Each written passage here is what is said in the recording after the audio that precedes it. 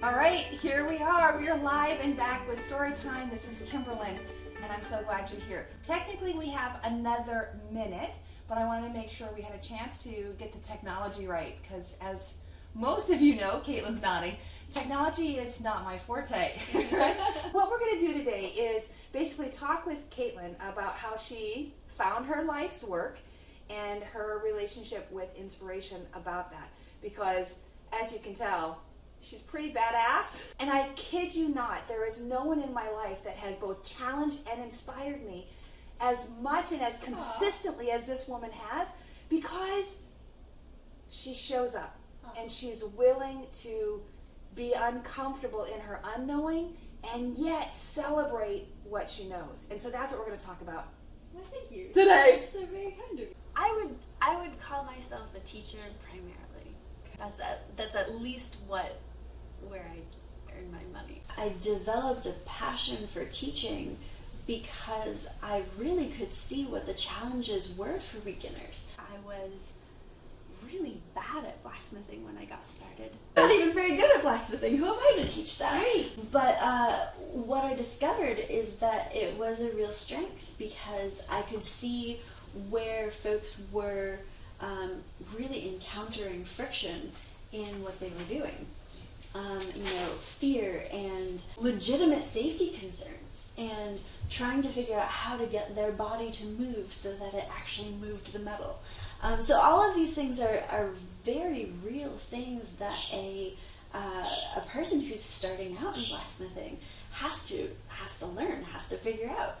Most of the teachers that I interacted with didn't start teaching until they got good at the thing, right? And for me, developing my teaching really happened alongside my own development. But it occurs to me, I'm not a blacksmith. Yeah. I'm going to practice with Caitlin. I promise you I'm going to get a blacksmithing lesson. But it occurs to me that most of what has been kind of a foundation for me is transferring things that I've learned elsewhere into the new thing that I'm doing.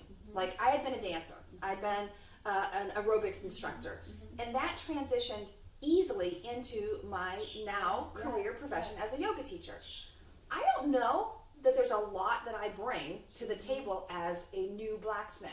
Oh my gosh. So many things that are foreign in terms of its immediate application, but I know you well enough to know that you made all those links, and you help your students find those links to build that sense of confidence and that sense of, I can do this. Yeah, you'd be so surprised at how many different things you have already in your history that already bring stuff to the table. It's amazing. It's, oftentimes I'll ask my students if they have any experience in, sports, dancing, musical instruments, shooting, martial arts, anything where you're learning to use your body. Yeah. Walking. Yes, especially if you're learning to walk a second time. Yeah. Right? Or relearning, or remembering. Yeah. So body learning is very different from explicit knowledge learning, right? I can tell you a thing, but nothing replaces that experience of doing it in your body and figuring out how you have to make your body move. Absolutely. Right? And so any experience that you have in any of those things, just understanding that it takes repetition, knowing that blacksmithing is a skill, right? It's not just like Hulk smash with the hammer and it turns out something beautiful. There's a lot of nuance, and exactly how you use your body is going to show up in the work, right? But also, any experience in doing any sort of craft, any sort of making, any experience in like physics or science helps me to connect with you. This is what's going on with the material. Any experience that you have in teaching, Right. allows you to understand a little bit more about the learning experience. And we've all had at least a lot of experience with being learners, but I think you're going to agree here in the sense that most of us as adults start to forget that. We forget what it was like to be new at walking, to be new at holding something like a fork to feed ourselves. And so remembering that one, we all have the ability to learn, and two, it's okay not to do it right the first time. Oh my gosh, yes. Like that's what I teach all day long. I teach folks that it's okay to fail. It's okay to fail! Absolutely. Especially with something like blacksmithing that folks really have no first-hand experience coming into my shop. Oftentimes I get students right off the bat who, they try it for the first time, and then by the second time that they're hitting on the piece, they're starting to get frustrated with themselves because they're not doing it right. And that's where Friction. That's the friction. Yeah. That is the friction that happens anytime you're an adult learner going into a situation, especially if you're a smart person who's used to picking things up quickly. Yeah. Right? Because you're used to somebody telling you what to do and being able to do it, or telling you a thing and being able to understand it. Like, oh, it doesn't take very long to learn a thing because it just takes one exposure. Well, in body learning, you may understand how the thing works, but you actually need to do it to figure out how to get your body set up to do it again, and to do it with nuance, or to do it. So what changed from this being, as you said, kind of an indulgent passion of play and adventure, to now it being your life's work, your livelihood, Sure. and you're sharing with others? Well, it was a process. As all things yeah, are. Exactly.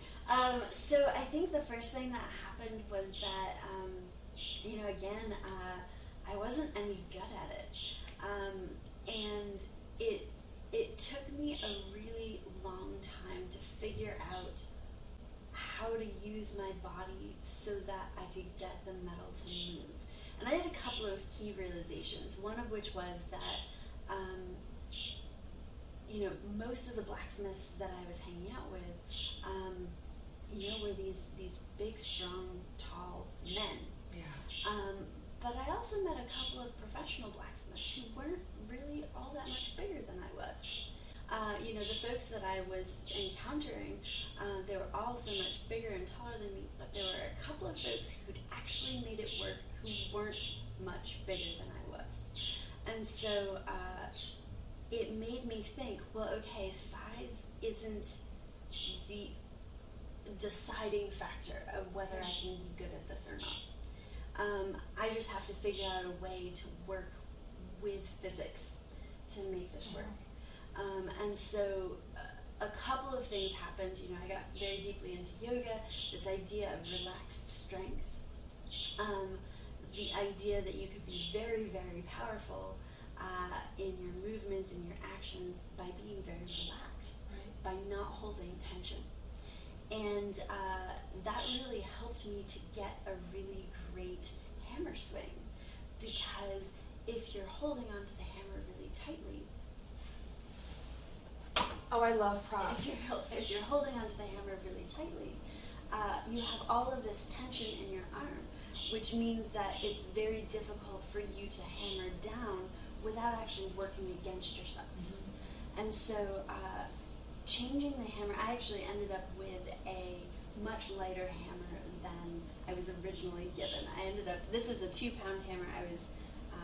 I transitioned to using a 1-pound hammer because the 2-pound hammer was too heavy for me, and I couldn't relax adequately with it. And so once I started figuring things out like that, where, oh, the equipment's too big, I can change that. Yeah. Right? Oh, this hammer handle is designed for somebody with a much larger hand than I have. Oh, I can whittle the handle down so that it fits in my hand. So I'm not holding a lot of tension in my forearms, so that I don't have to work against myself. But that's so common in the sense that we accept things as they are. Right. In which case, I'm the problem. I'm what needs to be fixed, as opposed to, which I call the witness perspective, is when we can step outside of our own experience and like, oh, well, I'm capable of either one, buying a lighter hammer, or adjusting this one. And it can go either way. Yep. But that in itself, I think, is part of that adventurous mindset, that permission that says, okay, Yeah. not Yeah. always reflecting that I'm not good enough, but there's something that can be changed about the way that I'm doing this, the way it's being done. Yeah. The other thing that came up to me this week is, in fact, I just created a post. I haven't actually made the post yet, but it's this image of all sorts of hammers. Because Abraham Maslow apparently said something to the effect that if the only tool you have is a hammer, Everything looks like a nail. everything is treated and looks like a nail. Yeah. And yet, the more people that I know who work with their hands, from carpenters to blacksmiths to whatever it might be, is that even my silly ass hammer that I have, I don't do a lot of hammering, I do a lot of thumbing. But the different hammer has a different job, Yeah. right? Yeah. But the quality of the work that I do, even as an amateur, is reflected by the type of appropriate tool. So my strategy with that is that, do I have the right tool? Sure. How do I adapt the tool? How do I adapt my skill? And work from Yeah. both avenues to come back to a better experience. Absolutely. And the challenging thing about that is that when you're a beginner and you don't know anything, it's very difficult to discern whether the trouble you're having is because you don't have the skills or because your tools are wrong. Right. It's very difficult Right. to tell that. How do you ask the question when you don't know yet the right questions to even be Exactly. asking? Did you have a teacher? Did you have a coach? I had a lot of fantastic teachers. None of them had the same body shape that I had. Sure. And so they were able to rest on their strength to be able to muscle through the steel. They were able to, and they'd been teaching after they got good at blacksmithing, which I think makes a huge difference, right? So one of the things that comes up really early on is that, hitting hard enough with the hammer, right? You can tell people all day long, no tension.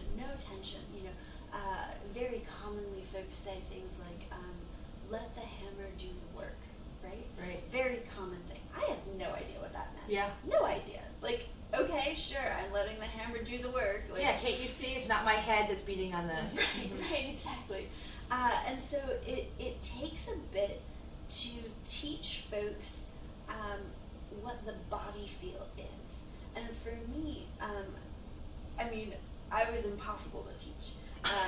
I had one of my teachers very memorably put a plank on my anvil and just stood over me and yelled at me to hit harder.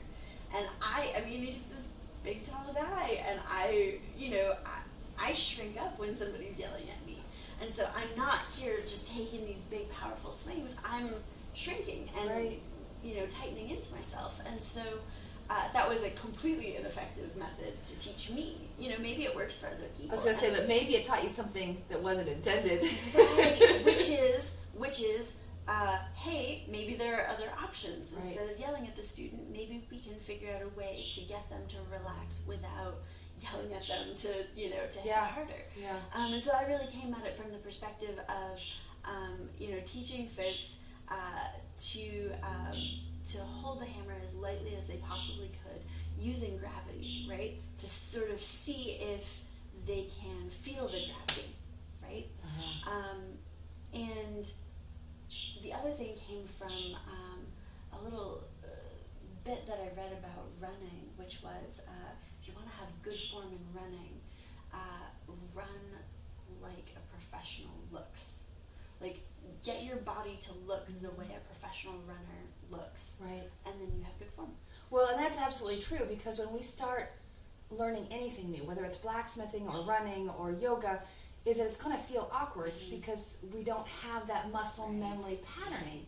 But the more we practice it in a way that may not be good form, all we're doing is making comfortable that which Familiarity. isn't, that which isn't going to support us in the long run. So the sooner we can have that intervention of what is this supposed to be like, and yet then we struggle a little bit with the big shifts, the big paradigm shifts of like, well, that's the way it's always been done. Yes. But I'm not a 6 foot tall, Yeah. 300-pound man with a burly hand. So how am I going to make my hammer work? Exactly.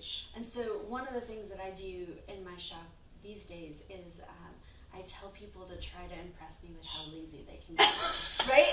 And you get the body posture, they sort of come up to the anvil and they're like, thwack. And it's beautiful because it works. And of course, the first thing that comes up is when they're all that, trying to impress me with how lazy they can be. The first thing that comes up is anxiety about missing the piece, right? Is to miss hit. And one of the great things about it is that if you give yourself permission to miss. Permission? Permission to do it wrong? Permission to do it wrong. Your brain will triangulate hammer control so much faster, right? Oh, I missed off to the left-hand side. Oh, right. I missed off to the right-hand side. You triangulate better hammer control faster than if you do all these dinky little hits and don't miss the piece but can't ever really see what. Right, because you're not testing the edges. Exactly. So I can teach people to be lazy, but then the fear comes in right behind it. And if I can get folks to trust me through the fear, like, go ahead and miss hit just a couple of times, and you're going to have better hammer control. Right. Because you gave yourself permission for that. Right. Right. Well, we know that when we're learning a new skill, right, the most important thing is actually to have the permission to make mistakes, because fear, right, guilt or intimidation doesn't nurture that sense of actual learning that I'm going to retain and hold on to. In which case, giving people permission right away from the beginning to make mistakes changes the whole game. It does. And one of the things that I love, so I oftentimes have couples come in and take a class together. And one of the things that oftentimes happens is that one of them has done hammering before. Just home renovations, has wielded a hammer before and thinks that they know something about hammering. And the other of them has never used a hammer before, doesn't think that they know anything about hammering. And after about a half an hour, the one who doesn't think they know anything about hammering, if they've followed along, impress me with how lazy you're being, Right. and it's okay to miss. Their hammering technique is spectacular, and the other person hasn't changed at all. Really? Which is just, it's amazing to see time and again. Yeah. And it's always very interesting to interact with the folks who think that they know something about it, because, I definitely don't want to take away from them, their belief that they know something about it, because that's not a great position to feel, comfortable. Especially as an adult. We want to come in and know that my story matters and to influence this current moment. But it's also really interesting to engage with that as a teacher and just be like, okay, so is there any combination of words and stories that I can use that will encourage them to take this as a risk, to try something slightly different? And sometimes the answer is yes and sometimes it's no. But that's always a really interesting thing to see. Well, I think in that point too, it's kind of like you've got to figure out what their motivation is, right? Is that if they're here in this moment to impress someone, it's hard to let go of their ego, and it's hard to let go of what they think that they know, because that might be the only ground, the only stable ground that they have to stand on. And so finding, I call it the back door, find the back door, much like what you're saying in the sense that show me how lazy you can be. You redirect that attention to something that maybe tricks them, not manipulates them, but tricks them into doing it a little bit differently. I mean, even in the sense that I can remember when I was learning to hammer, we had one that the head came off. Oh no. and it wasn't intentional, but the head came off, and then my dad just had me practice the angle without the weight. Smart. Well done.